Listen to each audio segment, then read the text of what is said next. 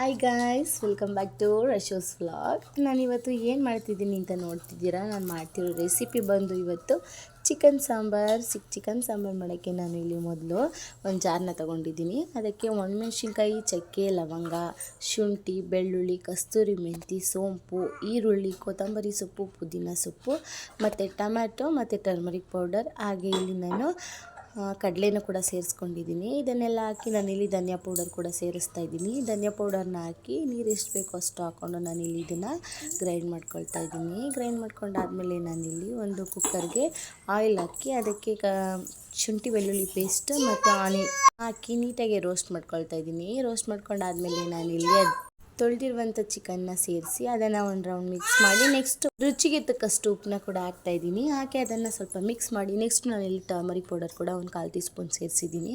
Already ನಾನು ಅಲ್ಲಿ ರುಬ್ಬಕ್ಕೆ ಹಾಕಿರೋದ್ರಿಂದ ಇಲ್ಲಿ ಸ್ವಲ್ಪ ಸೇರಿಸ್ಕೊಳ್ತಾ ಇದ್ದೀನಿ.